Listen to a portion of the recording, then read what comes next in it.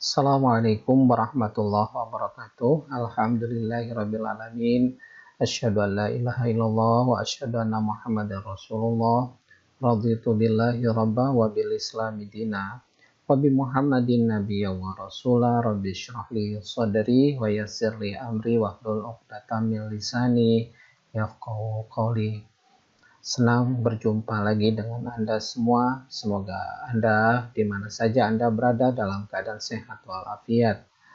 Kita lanjutkan pembahasan rancangan percobaan kita. Kita sudah sampai pada uji lanjut atau perbandingan berganda.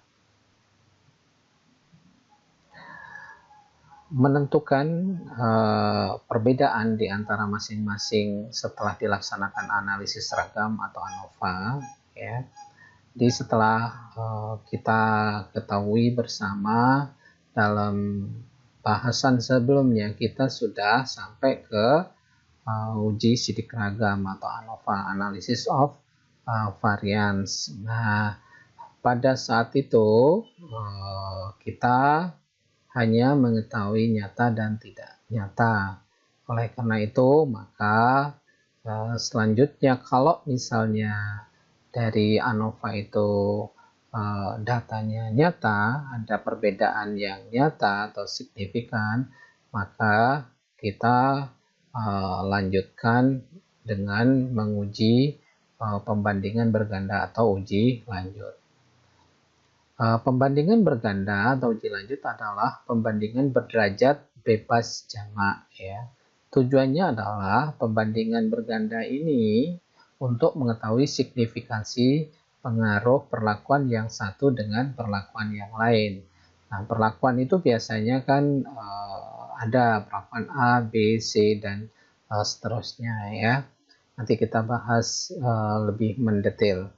Nah, pembandingan berganda atau uji lanjut yang lazim kita kenal itu atau biasanya sering dipakai itu yang pertama uji T dengan beda nyata terkecil atau dikenal dengan BNT. Uji beda nyata terkecil, ya. Kemudian yang kedua uji 2K dengan beda nyata jujur atau dikenal dengan singkatan BNJ. Kemudian yang ketiga, uji jarak berganda atau Duncan dengan jarak nyata terkecil atau JNT, ya, atau uji Duncan. Nah, kita bahas dulu tentang uji lanjut beda nyata terkecil atau BNT, ya. Biasanya di buku-buku ini juga ada yang menyebut sebagai LSD, Least Significance Difference, ya. Uji ANOVA hanya memberikan indikasi tentang ada tidaknya beda antar rata-rata dari keseluruhan perlakuan. Jadi di dalam uji Analysis of Variance atau sidik ragam itu hanya memberikan indikasi tentang ada atau tidaknya beda atau signifikan antara rata-rata dari keseluruhan perlakuan.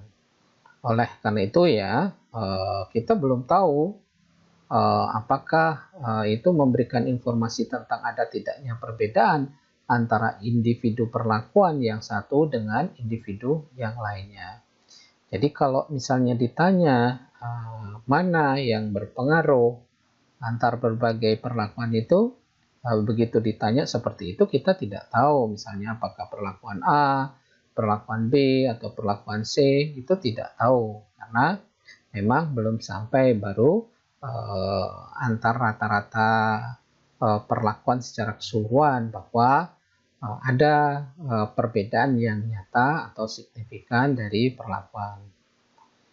Nah, sederhananya kalau kita sederhanakan, bila ada 5 perlakuan misalnya kita uji, misalnya A, B, C, D, E misalnya, ya, maka bila uji ANOVA menginformasikan ada perbedaan yang signifikan, maka dapat disimpulkan bahwa secara keseluruhan terdapat perbedaan yang signifikan antar rata-rata perlakuan tersebut, ya.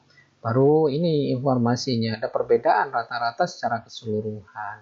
Nah, pertanyaan sederhana, Pak, kalau misalnya di ANOVA-nya tidak nyata, apa perlu diuji lanjut? Ya, kalau demikian kenyataannya atau tidak nyata, tidak usah dilanjutkan ke uji lanjut karena dianggap bahwa perlakuan itu semuanya A, B, C, D, E ini sama ya. Kenapa harus kita uji lanjut kalau misalnya itu sama ya, tidak perlu ya. Jadi uji lanjut itu kalau misalnya kita di dalam analisis ragamnya atau sidik ragam atau analisis of varian atau ANOVA itu nyata atau signifikan atau sangat nyata baru dilakukan uji lanjut. Nah, namun belum tentu rata-rata perlakuan A berbeda dengan rata-rata perlakuan B dan seterusnya. B berbeda dengan C, A berbeda dengan C dan seterusnya, kita belum tahu. Untuk itu ya uji yang lebih mendalam maka mesti dilakukan uji lanjut atau bisa uji lanjutnya post hoc test. Ada berbagai macam jenis uji lanjut, namun pada kesempatan ini kita coba membahas secara khusus tentang BNT, beda nyata terkecil ini. Nih ya, uji BNT atau beda nyata terkecil atau yang lebih dikenal sebagai uji LSD, Least Significant Difference, adalah metode yang dikembangkan oleh Ronald Fisher ya. Inilah Bapak yang pertama mengenalkan tentang LSD atau BNT ini, ya, Ronald Fisher. Metode ini menjadikan nilai BNT atau nilai LSD sebagai acuan dalam menentukan apakah rata-rata dua perlakuan berbeda secara statistik atau tidak. Ya, ini menggambarkan nanti dengan tabel T student nanti kita bisa tahu apakah ada perbedaan antara perlakuan itu atau tidak. Nah, untuk menghitung nilai BNT atau LSD, kita membutuhkan beberapa data yang berasal dari perhitungan sidik ragam atau ANOVA yang telah dilakukan sebelumnya. Data tersebut berupa yang pertama itu KTG atau kuadrat tengah galat ya. Anda mengenal ya, sudah di awal di waktu kita melakukan sidik ragam ya, tabel sidik ragam atau tabel ANOVA ya, ada namanya kuadrat tengah galat ya, atau kuadrat tengah error juga sama. Kemudian yang berikutnya adalah derajat bebas galat ya, derajat bebas galat atau DBG atau derajat bebas error. Selain itu juga butuh tabel T student. Nanti di ini kita lihat tabel T studentnya ya. Nah, sekarang beda nyata terkecil atau BNT, least significant difference ini kalau kita praktekkan menggunakan data ya. Apa persyaratannya ya?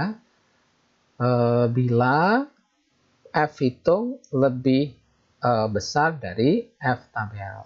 Jadi ini kita katakan bahwa dari hasil sidik ragam itu nyata. Jadi F hitungnya lebih besar dari F tabel. Ya. Jadi ini pernyataan yang pertama itu F hitung lebih besar dari F tabel. Berarti ini adalah nyata atau sangat nyata. Ya, signifikan atau sangat signifikan. Sebaliknya untuk perlakuan di bawah atau sama dengan 3, dengan 2 perlakuan, peluang kesalahannya itu 5%. Kalau 3 perlakuan, peluang kesalahannya 13%. Ya, kalau 6 perlakuan, peluang kesalahannya itu 40%. Kalau misalnya 10 perlakuan, peluangnya kesalahannya itu bisa mencapai 60%. Peneliti berpikir menggunakan taraf nyata 5%, ya. Tetapi sesungguhnya ia sedang menguji dengan taraf nyata 13%. Ini ya. Oke, kita lanjut ya. Rumusnya seperti apa? Ya. Ini adalah rumusnya ya. Untuk N sama dengan A sama dengan NB sama dengan N ini ya, jumlah sampelnya. Maka rumusnya untuk BNT alfa sama dengan T alfa dB galat, ya, derajat bebas galat atau derajat bebas error kali akar 2 kuadrat tengah galat dibagi dengan N. Ya, nanti kita lihat, kita coba. Kemudian untuk N, ya, jumlah sampel tidak sama atau tidak sama dengan NB, ya. Maka rumusnya adalah BNT alfa, ya, sama dengan T alfa, ya, derajat bebas galat kali akar kuadrat tengah galat seper NA plus seper NB. Catatan T, dB galatnya dicari pada tabel T, ya. Nanti kita lihat pada tabel yang sesungguhnya. Nah, contoh yang terdahulu, ya, kita sudah misalnya ada 21 ekor anak sapi. Perlakuannya 3 macam ransum. Dilakukan 7 kali ulangan. Rata-rata bobot untuk pertumbuhan sapi tersebut A itu 70,71, B 75,89, C-nya 86,23. Kemudian kita lihat dari sidik ragam yang diperoleh derajat bebas galat itu misalnya 18, ya, kuadrat tengah galatnya sama dengan 53,7429. Maka setelah dihitung F hitungnya lebih besar dari F tabel. Berarti nyata, ya. Untuk menunjukkan perbedaan di antara masing-masing perlakuan dilanjutkan atau dilakukan dengan uji lanjut, ya, dengan uji BNT, ya. Jadi untuk mengetahui nanti bisa kita bandingkan sebetulnya yang nyata itu perlakuan yang mana, itu dengan apa, itu akan terlihat. Nah, kita hitung, ya. Kita hitung. Nah, ini, ya. BNT untuk 5%, T 5%, ininya derajat bebas galatnya 18 kali dibagi dengan 2 KTG kuadrat tengah galat per N. Ini dimasukkan. Ini gimana caranya mencarinya? Nih, ya, nanti kita lihat di tabelnya. Kita lihat dulu tabelnya, ya. Nah, ini untuk 0,05 didapatkan 2,101, ya. Untuk 0,01 ini didapatkan di tabel itu 2, tabel C student, ya, tabel ini tabel T, ya. Ini jadi 2,878. Oke, kita balik lagi ke ini.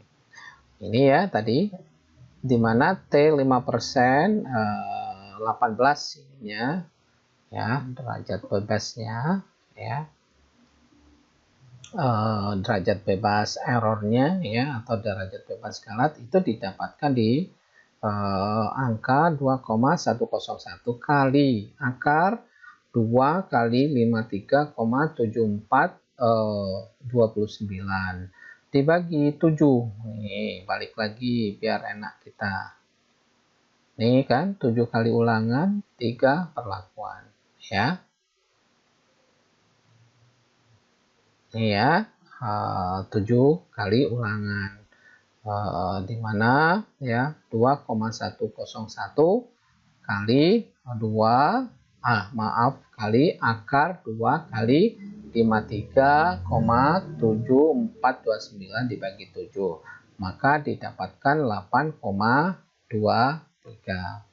Kemudian untuk T 1%, ya, ini dengan derajat bebas 18 kali akar 2 kuadrat tengah dibagi dengan jumlah N-nya, ini, ya, N7 nanti. Nah, diperoleh nilai 2,8 untuk ini, ya, T 1% 18 2,878 kali akar 2 kali 53,7429 dibagi dengan 7 sama dengan 11,28. Ini, ya, nanti ini balik ke ini untuk mencarinya jangan sampai salah. Dalam penggunaan BNT ditentukan terlebih dahulu taraf nyata yang akan digunakan, misalnya alfa 0,05 ya. Ini alfa 0,05 nih ya, 2,101 alfa 0,01 ini 2,878. Nah, bagaimana mencari notasinya ya? Mencari notasinya, langkah selanjutnya kita susun rata perlakuan, mulai dari yang terbesar ke terkecil atau dari yang terkecil ke terbesar. Silahkan Anda boleh ya melakukan itu, apakah yang dari yang terbesar ke terkecil atau dari terkecil ke terbesar. Pokoknya diurutkan saja rata perlakuan itu. Kemudian carilah beda atau selisih dari rata perlakuan tersebut. Ini untuk mencari notasinya, ya. Bisa menggunakan sistem garis, bisa juga menggunakan sistem jarak. Nah, dibikin kayak gini, tabel seperti ini ya. Mencari notasi dengan sistem garis, misalnya tabel selisih rata perlakuan. Ini kalau dimulai dari yang terbesar, ini perlakuan C ya, ini 86,23. Kemudian perlakuan B 75, ratanya ya X bar. Nih diingat ya, dulu kan kita pernah belajar X bar ya, 75,89. Kemudian yang perlakuan A itu 70,71. Nah, ini untuk menentukan notasi ini ya, di sini bagaimana kita selisihkan atau beda atau diselisih. Rata-rata yang ini yang besar C ini dikurangi dengan A ya, dengan nilai ini. Maka ini nilai ini dikurangi dengan nilai A ini ya. X bar min XA didapatkan 15,52. Nah, ini dikasih aster 1. Kenapa? Ini kita ketahui bahwa nilai tadi di awal bahwa untuk BNT-nya kan 8,23 ya. Maka dikasih aster 1 ya, berarti dia nyata antara ini ya, antara C dan A. Oke. Kemudian antara ini ya, diselisihkan rataan yang C dengan B. Jadi nilai ini dikurangi dengan 75. Didapatkan 10,34, masih nyata juga ya. Ini posisinya masih di atas BNT ya, 10,34 di atas 8,23. Masih di atas BNT, ini dikasih aster.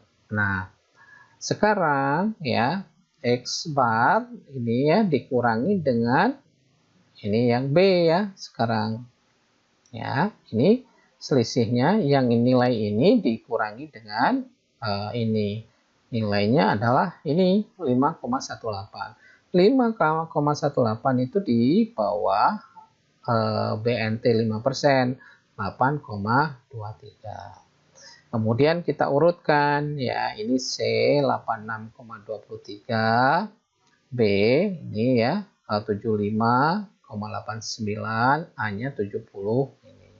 Nah, rentangnya di sini 10 ya, rentangnya ini dikasih notasi B ini ya. Jadi posisinya kan di sini nih ya, antara ini. Kemudian ini juga posisinya di sini, maka yang perlakuan A ini sama. Berarti begitu ini dimasukkan di notasi ini, berarti kesimpulannya ya, perlakuan B sama A ini sama ya, namun berbeda dengan perlakuan A ya. Perlakuan C ya. Perlakuan B dan perlakuan A ini sama karena asternya sama kan, tidak nyata. Sedangkan yang C ini berbeda. Jadi C dengan B itu berbeda. Ini perlakuan B, perlakuan C dengan A juga berbeda. Tetapi perlakuan B dengan A itu adalah sama.